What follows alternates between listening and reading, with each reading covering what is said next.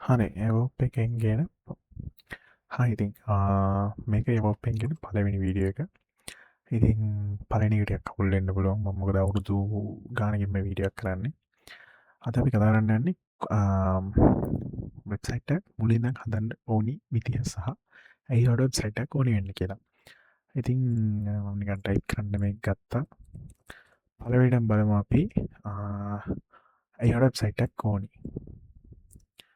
ඊට වෙබ්සයිට් එකක් ඕනි පලවිනිදේ දැන් හිතන්නක ශෝෂ මිඩියගේ ශෝෂ මිඩියාව පේජයක් හෝ එහමනත්තන් ටික්ට පේජක් කරනවා හොවිල්ල බිසනසයක් කරන්න මොනාර්වි දෙයක් විකුණනවා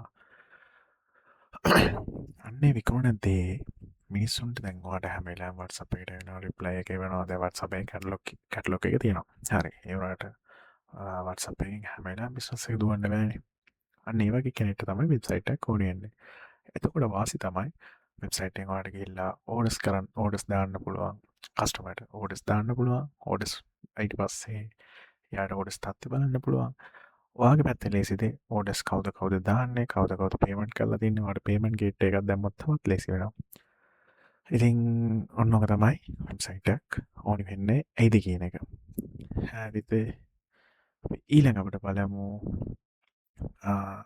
තව දෙයක් ඔයාට ඒක විස්රාට කතා කරු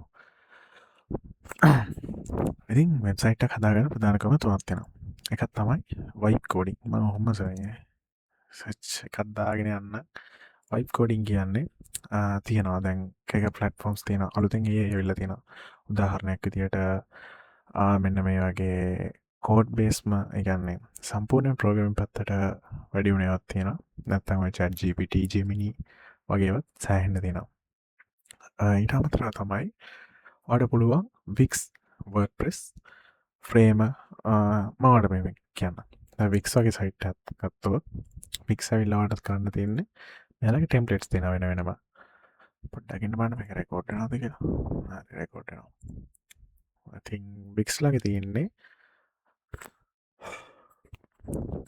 වික්ස් ලගේ තියෙන්නේ මේ කට් කරන්න ඕනි දෙකයි තිස් වික්ස් ලගේ තියන්න මෙන්න මේගේ සයිටස් තියෙනවා වලට පුළුවන් ඒ සයිට් ඇත් තෝරගෙන මෙන්න මෙමනියක් ටෙක්ස්ට ටික් කරනගේ දැ හිතන්නක මෙතන දැන් තියෙනවා මම වීඩියෝ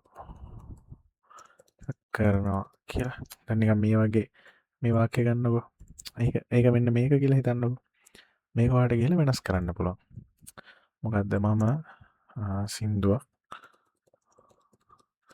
කිය අන්න ඔයගේ ටයිප් කල්ලා වෙනස් කරන්න පුලො අන්න ඒවකට තමයි ඩ්‍රගන් රෝප් අය එක නෝකෝඩ් බිල්ඩස් කියලා කියන්නකට ශොපිෆයි අය හොඳමදි තමයි ලොකුම එක වික් එකට වඩා මන්දන්න තරම ශොපිෆයි මොකදකෝ තීකොම් ඩ්‍රොප්ෂිපින් කරන ගොඩක් කට්ටිය කරන්න මෙන්න මේ ෆලට්ෆෝර්ම් එක ලංකා සෑහන ගොඩ පිසස් කන්න මමත් ඉස්සල්ලාම් වැඩකරපු තැන කැරේ මේ තාමත් යාල කරනවා ඉටවස්ථයි ෆ්‍රේම එකන සෑහන් අලුතෙන්ාව එක ෆික්ම එකත් එක්ක බේස් කරලාගේ තියන්නේ එකනවා ෆික්ම එක හදන වගේම සින්න ඇත මේ කියන්න එක එච්චරම ලේසි ඊට පස්සමයි කටෙන් මනේජ්මන් සිිස්ටම් උදාහරණයට ලොකුම එක වර්පෙස් මමත් ඇතරම කිවත් අවුදු ගන තිස්සේ වෙබ්සයිට් සදන්න වැපෙස්ලින් කස්ටමොත් කරනවා ගොඩක් මාඩුව සීයට එකක් දෙයක් අය කරන්නේ අනි තොක්කම වෙල්ල වර්පෙස්ලින්මයි කරන්නේ හේතුව මටන ගොඩක් කස්ටමස්ලාල්ලා මේ ගොඩක් කර සිිස්ටම් එක මාර විදිර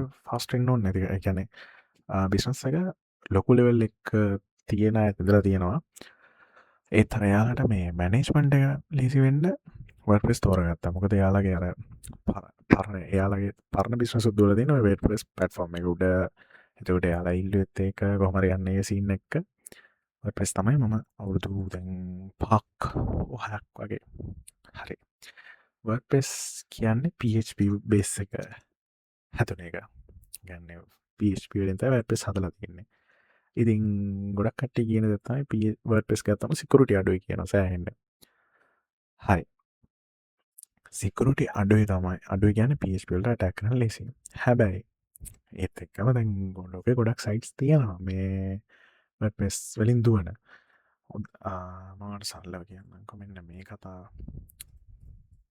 පේස් දෙයක් කලින් හොයාල තියාගත්තා ලෝකයේ දැනට වැඩියෙන්ම වර්ඩ්‌ප්‍රෙස් පාවිච්චි කරන ලොකුම පවර්ෆුල්ම ඒ කියන්නේ නිකන් අර ලොකුම සයිට්ස් විදියට මේ ටෙක් ක්‍රන්ච් කියන එක. හරිද? අයනාස.gov එක එකත් වර්ඩ්‌ප්‍රෙස් යන්නේ. times.com එක රෝලින් ස්ටෝන් එක මම දන්නේ නැහැ. ටේලර් ස්විෆ්ට් එක තියෙන whitehouse.gov එක වර්ඩ්‌ප්‍රෙස් යන්නේ. ටෙක් බ්ලොග් එකත් ඒක. හරි. දැන් මේකේ වර්ඩ්‌ප්‍රෙස් අසවල් මියුසික් එකත් ඒකයි. එතකොට වර්ඩ්‌ප්‍රෙස් දුවනවා. ගොඩක් සයිට්ස් තියෙනවා දුවන. ඒ වගේම තමයි වර්ඩ්‌ප්‍රෙස් වල දෙනවා දැන් අපි පාවිච්චි කරන වර්ඩ්‌ප්‍රෙස් එක නෙමෙයි මෙයාලා පාවිච්චි කරන්නේ. මෙයාලා පාවිච්චි කරන්නේ වර්ඩ්‌ප්‍රෙස් වල දෙන එන්ටර්ප්‍රයිසස් එක. ඒකට ගාණක් හරිද? මේ සාමාන්‍යයෙන් මම දන්නේ නැහැ ලංකාවේ කවුරු හරි ඔක පාවිච්චි කරනවද කියලා. මොකද මේ ලංකාවේ පාවිච්චි කරන්නේ නැති කොහොමත් මේ මොකද මෙයා එහෙම ඉන්නවනේ. මට නම් තාම පාවිච්චි කරන්න හම්බුන්නේ නැහැ. මෙන්න මේක මේකෙන් තමයි ඔය ඕක නම් කරන්නේ. ඉතින් අපිට මේ හරි ඉච්චර දුර යන්න ඕනේ. ලෝකේ 140කට වඩා වෙබ්සයිට් තියෙන්නේ WordPress වලින්. හේතුව මැනේජ්මන්ට් එක ලේසි, SEO ෆ්‍රෙන්ඩ්ලි, අප්ඩේට් කස්ටමයිස් කරන්න පුළුවන් ලේසියෙන්ම, කොස්ට් එක අඩුයි, බජට් එක අලුතෙන් පටන් ගන්න කෙනෙක්ට අන්න ඒවත් එක්ක. ඊට පස්සේ තමයි තියෙන්නේ ෆුල් කෝඩින් කරන සයිට්ස්. ඒ කියන්නේ JS ප්ලැට්ෆෝම් එකක් හරි Next.js තියෙනවා. ඒ කියන්නේ JavaScript platforms අස්සේ බිල්ඩ් කරන ඒවා. ඉතින් මම ඒක කතා කරන්නේ නැහැ. මොකද මම කතා කරන්නේ බිස්නස් ස්ටාර්ට්අප්ස් කරන කට්ටියට සහ දැනට WordPress සයිට් කරන කට්ටියට දෙන ප්‍රශ්න කතා කරන්න. එතකොට ඊළඟට අපි කතා කරමු. හරි. දැන් අපි කතා කරා මම කතා කරන්නේ ගොඩක් WordPress සහ ඒ කියන්නේ කෝඩින් දැනුම නැතුව ලොකුවට නැතුව පටන් ගන්න දේ. දැන් අපි බලමු මොනවාද ඕනි වෙන්නේ සයිට් එකක්. සයිට් එකක් හදන්න. සයිට් එක ඕන වෙන එක තමයි මේන්ම ඩොමේන් එක.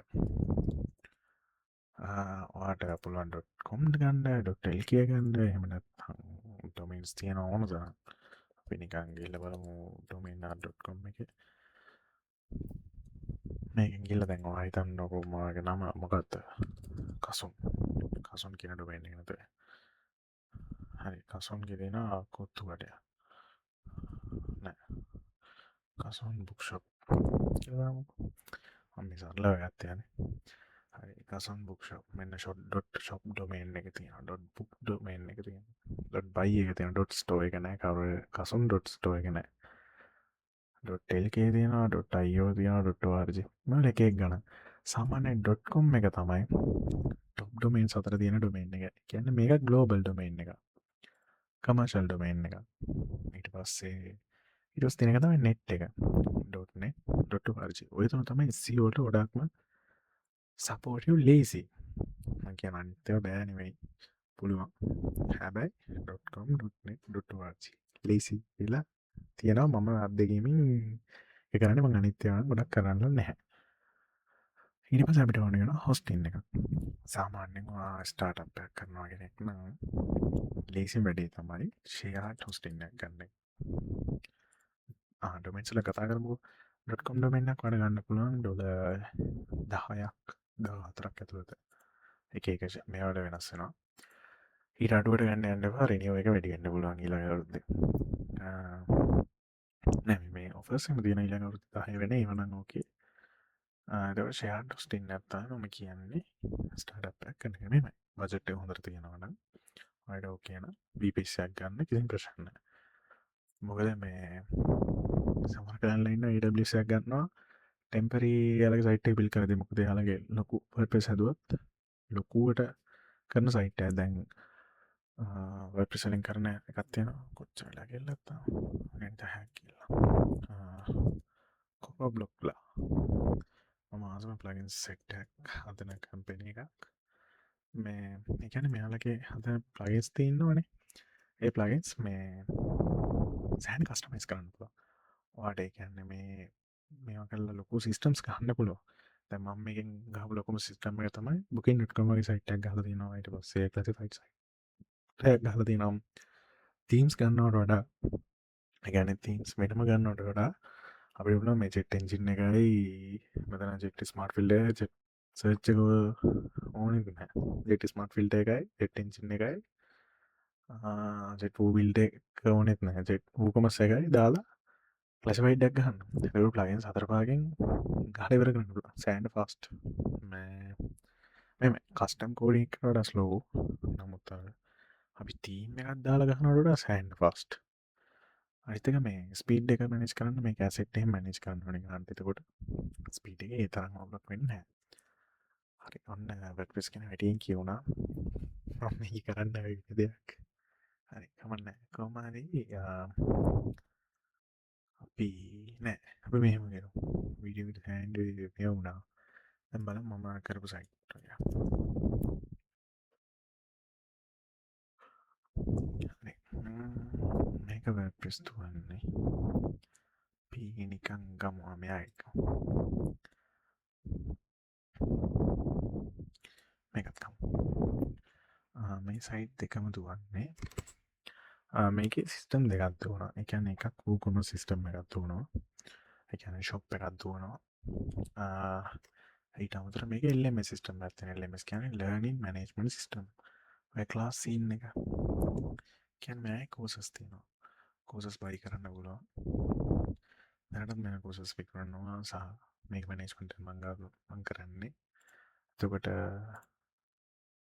මේ බලන්න පුළුවන් ඉතින් buy කරොත් මේක add to cart දාගෙන process එක තියෙනවා.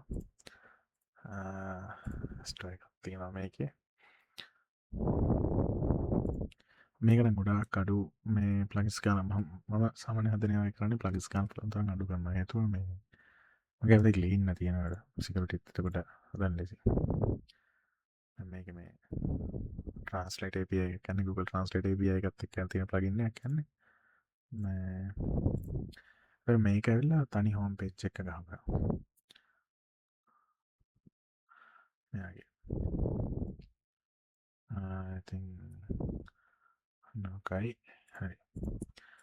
අපි ඊළඟ වීඩියෝ එකේ කතා කරමු නිකන් කොහොමද වාගේ වෙබ්සයිට් එකක් හදලා ඒ කියන්නේ Claude හරි Gemini හරි ChatGPT හරි එකකින් හදලා ඩොමේන් එකක් කරන් හොස්ටිං එකක් අරගෙන කරන්නේ කොහොමද කියලා.